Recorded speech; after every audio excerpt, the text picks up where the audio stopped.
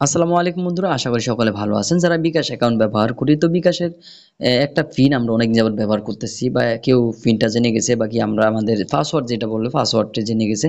আমরা চাইছি যে এই পাসওয়ার্ডটি আর ব্যবহার করবো না, পাসওয়ার্ডটি আমরা পরিবর্তন করব।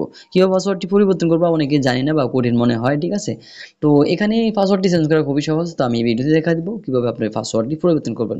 চলুন ভিডিওটি শুরু করছি। এখানে অ্যাপসের মাধ্যমেও পাসওয়ার্ড চেঞ্জ করা যায়, এবং কি আপনার ডায়াল প্যাডের মাধ্যমে পাসওয়ার্ড চেঞ্জ করা যায়। সবার অ্যাপ থাকে না, এবং কি অ্যাপসে একটু কঠিন ব্যাপার, তো এই জন্য আমি ডায়াল প্যাডে দেখাচ্ছি যে সবাই এটা পরিবর্তন করতে পারে পাসওয়ার্ডটি। চলুন ভিডিওটি আমি স্টার্ট করছি।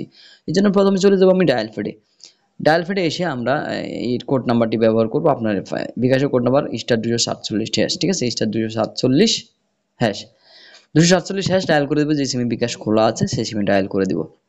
আমি এখানে ডায়াল করে দিচ্ছি আমার যে সিমে বিকাশ খোলা আছে। তো এখানে ডায়াল করে দেওয়ার পর এমন একটি ইন্টারফেস চলে আসবে। আছে দেখতে পাচ্ছেন 9 নম্বরে মাই বিকাশ, বা এখানে আছে 9 নম্বরে মাই বিকাশ। 9 চাপবো এখান থেকে, ইংলিশে চেপে দিব 9, ইংরেজিতে চাপবো, ঠিক আছে। তো 9, তারপর সেন্ড করে দিলাম। 9 চেপে সেন্ড করে দেওয়ার পর এখানে নতুন একটি ইন্টারফেস আসবে, দেখতে পাচ্ছেন এখানে 1 2 3 দেখতে পাচ্ছেন চেঞ্জ পিন।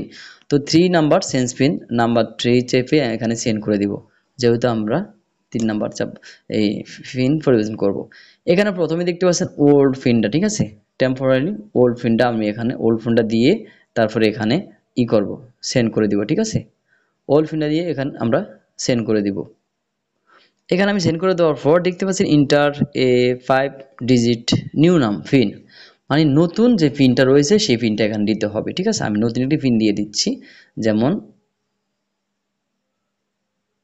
হ্যাঁ। তো আমি এই পিনটি দিয়ে দিচ্ছি। এই পিনটি দেওয়ার পর আমরা এখানে কি করব, সেন্ড করে দিব। সেন্ড করে দেওয়ার পর আমরা এখানে দেখতে পাচ্ছেন confirm new pin, confirm new pin. তো আমরা সেই পিন নাম্বারটি আবার এখানে দিয়ে দিব। তো সরি, এটা নয়, সেই পিন নাম্বারটি আবার দিয়ে দিচ্ছি। তো সেই পিন নাম্বারটি দেওয়ার পর এখানে সেন্ড করে দিবেন। সেন্ড করে দেওয়ার সঙ্গে সঙ্গে কিন্তু আপনার পিন নাম্বারটি পরিবর্তন হয়ে যাবে, ঠিক আছে। তো এইভাবে মূলত খুবই ইজি এটা পিন নাম্বার পরিবর্তন করলে। ভিডিওটি ভালো লাগলে অবশ্যই চ্যানেলটি সাবস্ক্রাইব করে পাশে বেল বাটনটি অন করে দিবেন, অনেকের উপকারে আসবে। এই আপনি ভিডিওটি শেয়ার করলে অবশ্যই শেয়ার করে দিবেন, আর একটি লাইক মাস্ট। ধন্যবাদ সবাইকে। আসসালামু আলাইকুম।